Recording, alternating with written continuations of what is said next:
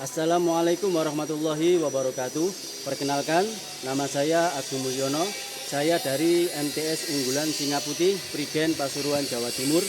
Saya adalah mahasiswa PPG dalam jabatan batch pertama tahun 2025. Pada kesempatan kali ini, saya akan mengajar di kelas 7 MTS Unggulan Singaputih pada tanggal 8 Mei tahun 2025 dengan tema dakwah Rasulullah Shallallahu Alaihi Wasallam di Mekah. Assalamualaikum warahmatullahi wabarakatuh. Waalaikumsalam warahmatullahi wabarakatuh. Gimana kabarnya hari ini? Baik. Siap untuk belajar? Siap. Siap untuk belajar? Siap. Siap untuk belajar? Siap. Siapa kita? Singaputih Hadir. Maju mundur. Nah, ini kita melanjutkan pelajaran dari yang kemarin. Kemarin kan kita bercerita mengenai kelahiran Kanjeng Nabi Muhammad Shallallahu Alaihi Wasallam. Di kesempatan kali ini kita akan belajar mengenai dakwah Nabi Muhammad Shallallahu Alaihi Wasallam ketika berada di Mekah yang melewati beberapa fase. Nah, itu jadi tujuannya kita untuk mempelajari itu adalah supaya kita bisa meniru bagaimana perjuangannya Kanjeng Nabi ketika dakwah di Mekah yang luar biasa sulit dan penuh tantangan, tetapi ternyata beliau dengan bantuan para sahabatnya bisa melalui semua itu secara mudah. Kita akan melihat tayangan video ini berkaitan dengan dakwah Nabi Muhammad ketika beliau ada di Mekah. Jadi sambil melihat video nanti ada beberapa bagian-bagian kemudian yang akan saya pause lalu kemudian akan saya lebih terangkan lagi. Tapi ketika sudah mencukupi maka tidak perlu. Selamat menyaksikan video mengenai dakwah Nabi Muhammad SAW ketika beliau ada di Mekah.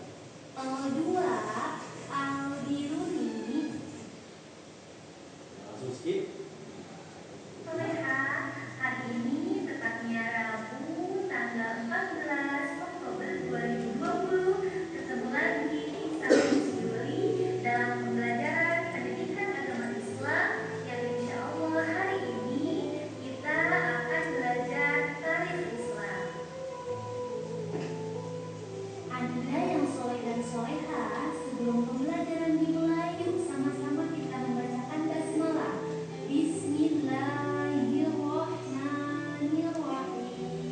Untuk hari ini yaitu bab kedua mengenai dakwah Rasulullah secara terang-terangan.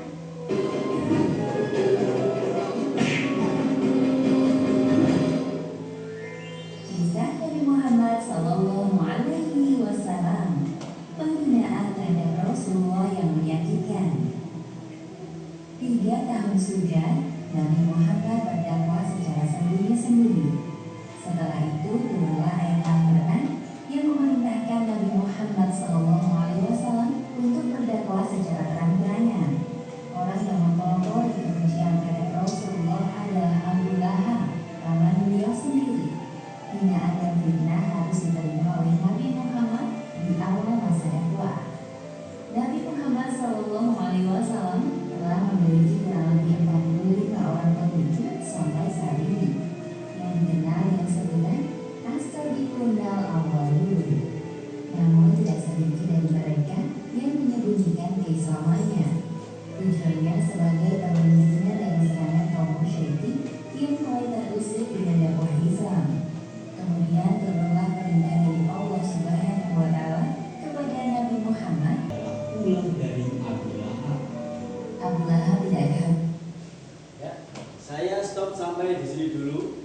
Kenapa? Karena video ini berikutnya adalah bercerita tentang bagaimana proses hijrah Nabi dari Mekah ke Madinah. Sedangkan fokus kita kali ini adalah mengenai dakwah Rasul di Mekah. Dari video tadi itu ada beberapa poin yang bisa disimpulkan. Satu kalimat, ada yang bisa? Silakan angkat tangan. Dari video tadi, kira-kira satu satu kalimat aja yang menggambarkan tentang video tadi mengenai dakwah Nabi di Mekah. Oh iya, apa? Nabi Muhammad SAW itu saat apa itu Abu Lahab itu tidak suka. Tetapi Abu Thalib itu kakeknya pamannya. Dia itu terus membela Nabi Muhammad karena dianggap anak tersendiri meskipun tidak sependapat. Tapi pamannya tadi Abu Lahab itu tidak sependapat dengan Nabi Muhammad. Mantap, bagus sekali. Kalau lagi yang mau coba, silakan. Satu kali lagi. Ya, silakan atau? Mungkin izin untuk menjawab. Ya. Dari kisah dakwah tadi berawalan dari Nabi Muhammad yang disuruh Allah untuk dakwah terang-terangan pada al-Surah yang menyuruh Nabi Muhammad untuk berdakwah dengan terang-terangan. Maka dari situ Nabi Muhammad mengumpulkan semua sahabatnya, orang-orang terdekat Nabi Muhammad untuk berdakwah di situ. Jadi itu adalah awal di mana cobaan Nabi Muhammad yaitu kakeknya pamannya sendiri Abu Lahab dan tidak menyukai apa yang disampaikan Nabi Muhammad. Dan singkat cerita sampai detik itu di mana Abu Lahab di Mekah menghasut para pengunjung Ka'bah tapi tidak berhasil. Iya, luar biasa. Terus semuanya yang sudah berani mencoba ya, meskipun ya ada beberapa yang kurang tepat, tapi itu sudah termasuk bagus ya. Bagus karena sudah berani mencoba. Nah, sekarang ini ada sebuah tantangan. Ya, ini ada lembaran ini adalah lembaran kerja. Nah, ini nanti ada beberapa petunjuk di dalamnya. Nanti saya jelaskan ya, bagaimana cara mengisinya. Jadi silakan, ini kelompokan aja ya, kelompokan aja. Nanti ada yang menyampaikan ke temannya, ada nanti yang menuliskannya tentang poin-poin penting dari dakwah Nabi ketika beliau berada di Mekah. Silakan, perwakilan aja nggak apa-apa.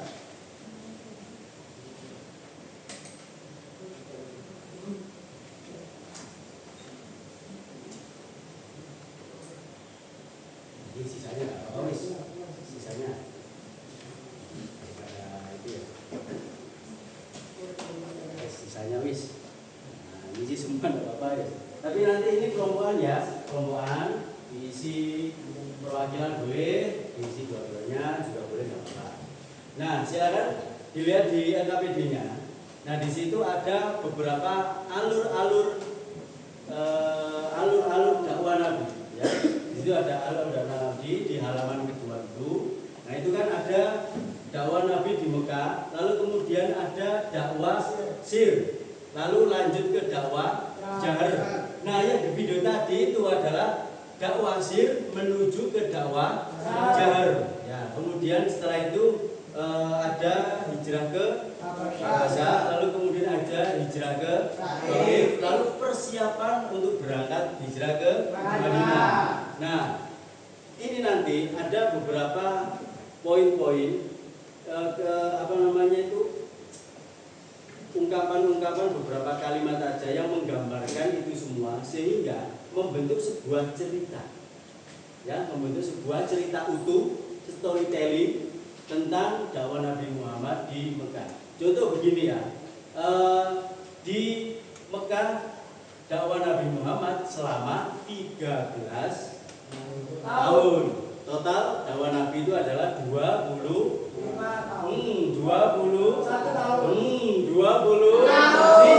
tahun. 13 tahun ada di Mekah, 10 tahun berada di Madinah. Nah, ketika di Mekah itu ada 3 tahunnya. Berarti 10 tahun 13 kurangi 3. Berarti 3 tahunnya itu adalah dakwah secara sembunyi-sembunyi. Jadi jadi masih kepada para kerabat beliau, jadi belum ke masyarakat umum, masih di tahap ke teman-teman beliau, ke para sahabat terdekatnya, ke para keluarganya. Nah, itu terjadi selama 3 tahun, jadi hanya dakwah yang internal, ya ngerti ya, internal ya, internal, hanya untuk kalangan pribadi.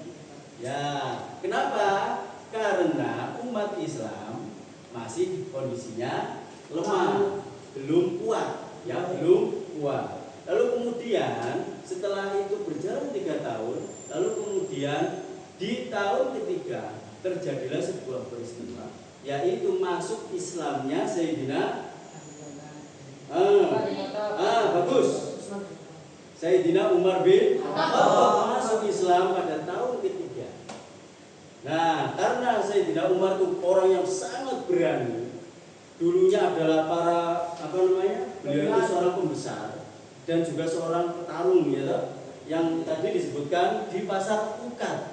Pasar Ukat itu adalah tidak hanya pasar jual beli seperti kita, enggak, tetapi pasar Ukat itu ada tempat bersair, lomba sair, lomba puisi, lomba gulat. Di salah satu lomba gulat yang sering jadi pemenangnya adalah Sayyidina Umar. Di tahun ketika beliau masuk Islam, Rasulullah sangat bersyukur sekali. Dan karena Sayyidina Umar masuk Islam, posisi umat Islam pada umumnya menjadi semakin kuat. Sehingga di tahun ketiga itulah terjadi peralihan dakwah dari sembunyi-sembunyi menuju terang-terangan. Kenapa terang-terangan tadi? Karena salah satu faktornya adalah bagus masuk Islamnya Sayyidina Umar bin Khattab. Nah, dakwah secara terang-terangan ini pun sebetulnya banyak tantangannya. Kenapa? Ternyata tidak semua masyarakat mengakui ajarannya Kanjeng Nabi. Tidak semua mengakui.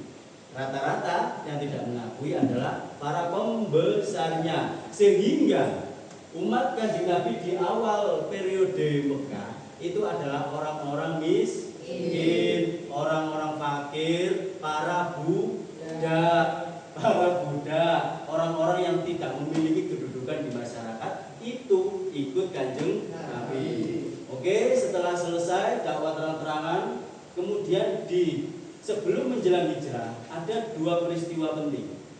Yaitu peristiwa apa? Hijrah ke Habasyah sama hijrah ke Taif. Nah, seperti yang ada di gambaran KPD-nya kalian itu ya. Hijrah ke Habasyah, Kanjeng Nabi ikut apa tidak? Tidak, Kanjeng Nabi tidak ikut. Pemimpin pergi ke Habasyah. Habasyah itu mana sih? Habasyah itu? Lintas benua. Di Afrika. Habasyah itu Afrika. Sekarang nama negerinya adalah Ethiopia. Di Ethiopia. Di situ Sayyidina Utsman sebagai pimpinan hijrahnya. Rasulullah nggak ikut. Jadi kenapa beliau ke Habasyah? Utusannya Kanjeng Nabi ini untuk mencari perlindungan. Kenapa? Karena di Mekah itu ditindas karena isinya masih orang-orang yang lemah. Lalu kemudian ada pergi ke Taif. Ini hanya Rasulullah dan seseorang yang mendampingi beliau. Hanya 2 orang saja pergi ke Taif. Dalam rangka apa? Sama, mencari perlindungan. Nah, di Taif ini ternyata ada peristiwa luar biasa yang mana membuat malaikat Jibril marah. Yaitu apa itu peristiwanya? Dilempari batu. Rasulullah sampai di depan gerbang kota Taif malah disambut dengan caci maki dan lemparan batu sehingga sebagian tubuh Rasulullah itu sampai berdarah, sampai sedikit terpincang-pincang. Beristirahat di tempat terdekat ada kebun kurma milik orang Yahudi. Beliau berada di situ sama salah satu sahabat beliau di situ, ya, karena ditolak yang jadi luar biasa perjuangan Rasulullah itu luar biasa. Setelah itu usai, bahkan sampai membuat malaikat Jibril marah. Kan disebutkan bahwasanya ditawari Kanjeng Nabi itu mau gunung yang mana, ditimpakan ke penduduk Taif. Ternyata Rasulullah tidak mengiyakan.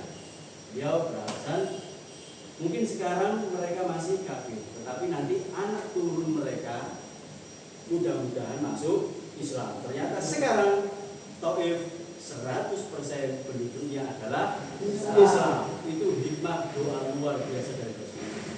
Lalu kemudian setelah dari Taif karena tidak mendapatkan tempat perlindungan malah diusir ya toh, dilempari batu. Maka di tahun ke-10 dengan kedoliman yang luar biasa, saya ini dibully dengan luar biasa umatnya Kanjeng Nabi. Lalu kemudian turunlah perintah perang hijrah. Perang ae dulu hijrah dulu. Nah, perintah hijrah turun untuk menuju Madinah. Nah, jadi alasannya Rasulullah hijrah ke Madinah salah satunya adalah karena umat Islam sudah begitu ditekan, ditindas di Mekah, karena pengikutnya kan masih rata-rata orang lemah, belum para pembesarnya. Nah, jadi Rasulullah itu hijrah karena alasan itu, untuk keselamatan umatnya, untuk penyebaran Islam biar lebih diterima. Kalau misalnya masih di Mekah, segitu-gitu aja. Makanya Rasulullah diizinkan untuk hijrah ke tempat lain. Dan ternyata dari peristiwa di video tadi kita tahu bahwasanya ada beberapa orang utusan dari Madinah justru mengundang Rasul datang ke Madinah. Makanya hijrah berikutnya setelah dari Habasyah ke Taif, lalu kemudian ke Madinah. Ternyata kita tahu nanti ya di minggu depan kita akan tahu bahwasanya agama Islam justru sangat berkembang ketika berada di Madinah. Nah, sekarang silakan dilihat di halaman berikutnya.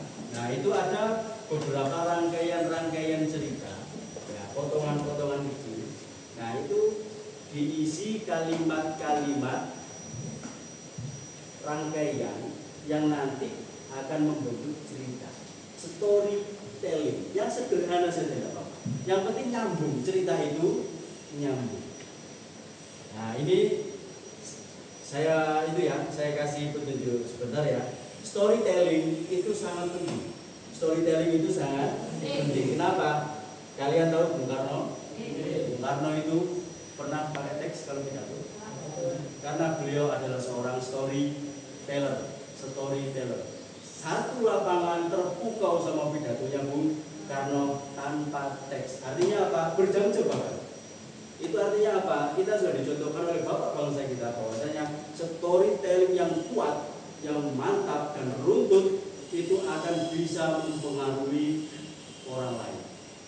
Nah, jadi tujuan saya adalah mempelajari bagaimana bisa berstorytelling secara turut. Nah, itu sudah ada patokannya. Silakan kalian isi beberapa kalimat-kalimat yang nanti akan saling menyambung menjadi satu kesatuan sampai peristiwa sebelum hijrah ke Madinah. Ya, silakan dikerjakan ya, semampunya, semaksimalnya.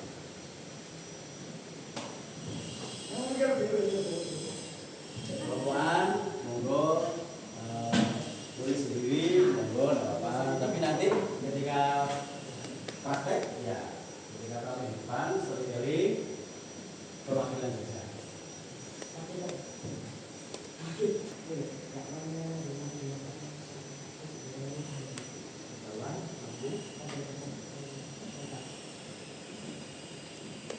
Ini kawan Nabi, banyak sekali kawan Nabi Muhammad SAW itu terjadi selama 13 tahun.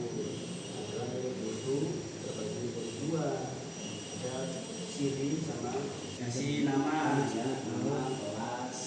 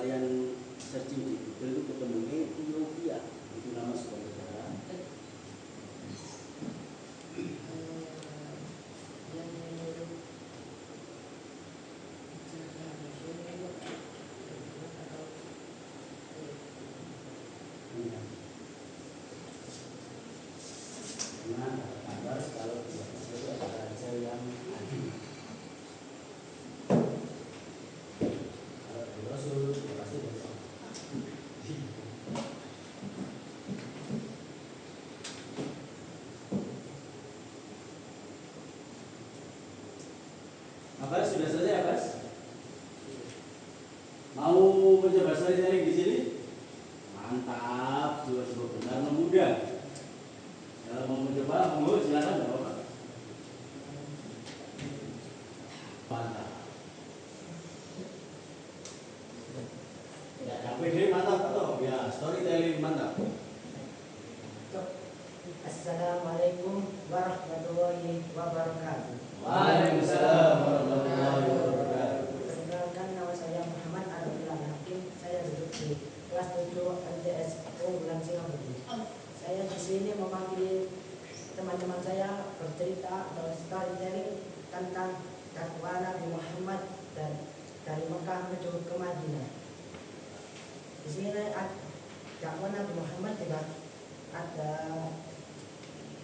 kalau di Mekah ada dua, yaitu secara sirih dan jahar. Di dakwah Nabi Muhammad di Mekah memiliki banyak pertentangan dari kaum Bani Israel, kaum Muslim bisa di Mekah, Quraisy. Beliau pada saat itu berdakwah di Mekah secara sirih atau sembunyi-sembunyi dengan cara mengumpulkan kerabat-kerabat dekatnya untuk menyampaikan dalil dari atau syair dari Allah. Dan di saat itu di saat di Mekah, dakwah Nabi di Mekah ada salah satu kaum Quraisy yang bernama Umar bin Khattab. Beliau terkenal dengan wibawanya, keadilannya dan lain sebagainya. Nah, pada saat itu adiknya Umar bin Khattab yang masuk Islam terkenal oleh Umar bin Khattab. Di situlah dan pada saat itu Umar bin Khattab menyamperin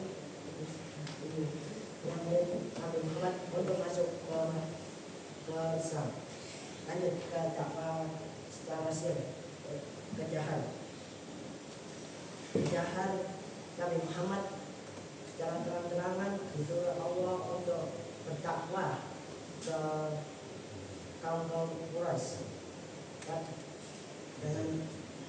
dengan awal mengumpulkan kerabat dekatnya untuk mendiskusikan tentang Islam, apa itu Islam dan lain sebagainya. Pada saat itu ada salah satu pamannya yang bernama Abu Lahab yang tidak setuju dengan apa yang dikatakan Nabi Muhammad dan mengatakan Nabi Muhammad adalah orang yang musyrik, syirik dan menghina ajaran-ajaran nenek moyang Abu Lahab pada saat itu. Tapi Nabi Muhammad dengan sabar menunggu, dan pada suatu ketika turunlah sebuah ayat yang menyuruh Nabi Muhammad untuk berdakwah secara terang-terangan. Singkat cerita, ke Taif, habis untuk mencari perlindungan. Bisa di Taif ada seorang raja yang adil. Dengan itu lagi pergi bersama dengan dua sahabatnya untuk berhijrah. Tetapi sedatannya Nabi Muhammad di Taif, beliau tidak disambut dengan baik. Beliau dilempari batu, dihujat secara habis-habisan dan sampai diberi tawaran oleh malaikat Jibril untuk memilih salah satu gunung di sana untuk ditimpahkan ke Taif. Tapi Nabi Muhammad tidaklah mau untuk makannya dan bilang ke malaikat Jibril, biarkan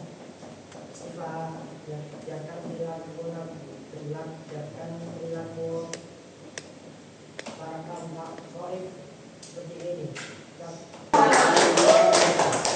Atau ini sudah memiliki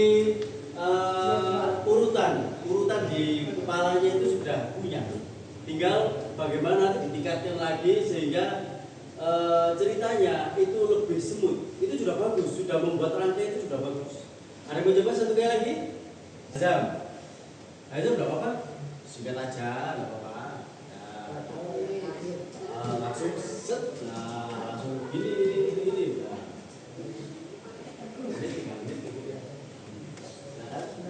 Assalamualaikum warahmatullahi wabarakatuh. Waalaikumsalam. Perkenalkan saya Muhammad Izin, saya dari kelas 7A MTS 11 Ngerti. Di sini saya akan menceritakan bahwa Nabi dari Mekah sampai ke Madinah.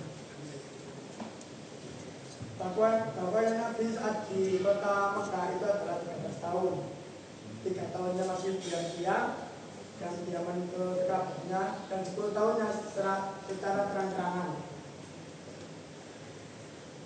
Dakwah secara diam-diam tersebut, dakwahnya itu kemana saja, dakwahnya tersebut itu ke kerabatnya, ke teman-teman dekatnya, tapi tidak ke seluruh penjuru kota tersebut. Tapi dakwahnya tersebut itu ke kerabat dekat-dekatnya, seperti misalkan saya mempunyai saudara dengan si B, seperti itu.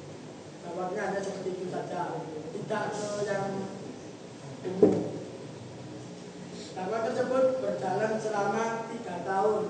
3 tahun tersebut ada suatu sahabat yang sebelumnya itu orang musyrik, sekarang menjadi orang Islam, jadi orang sahabat, yaitu Umar bin Khattab.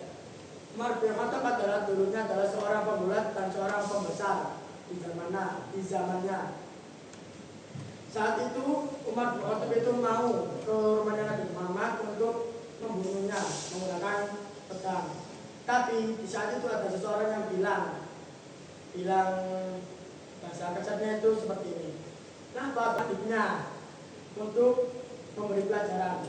Di saat itu adiknya tersebut itu adiknya perempuan dan suaminya itu sedang membaca Al-Quran.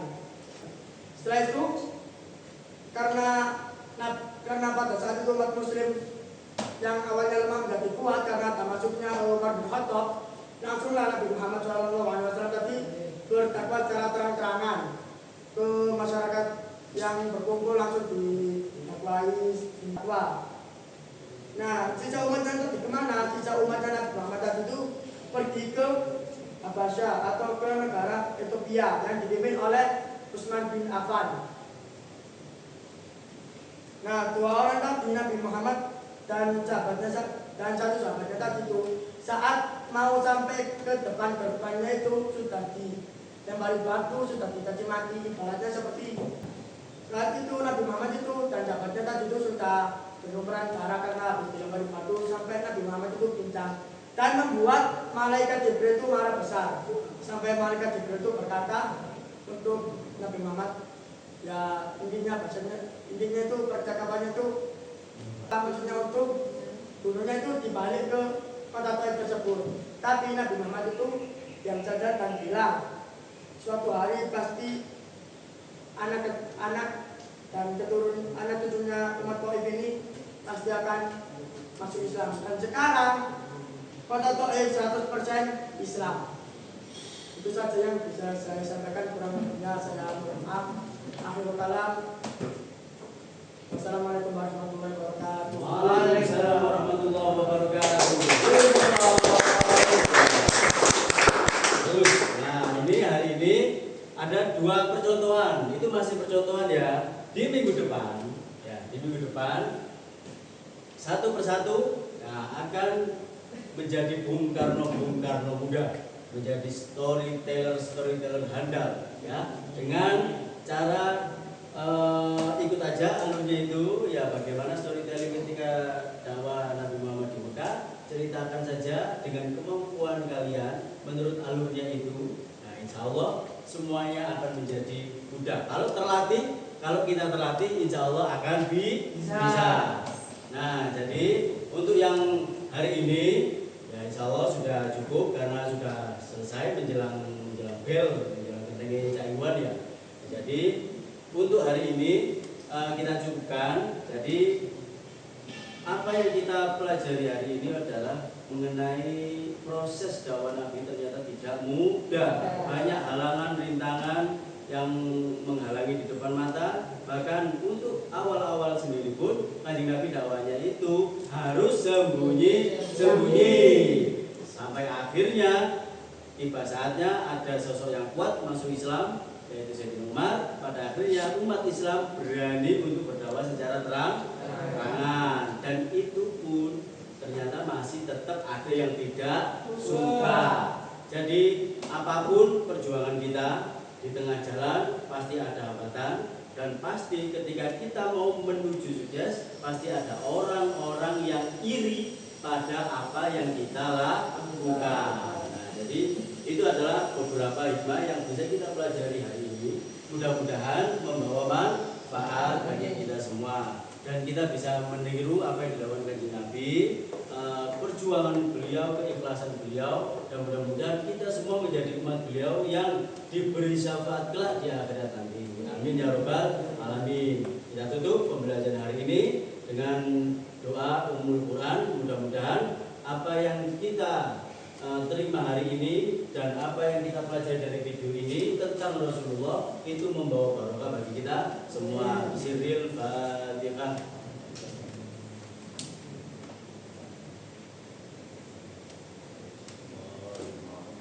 Yaitu dengan yel-yel kita sebagaimana biasa di awal dan di akhir pembelajaran. Siapa kita? Siapa kita? Siapa kita? Siapa kita?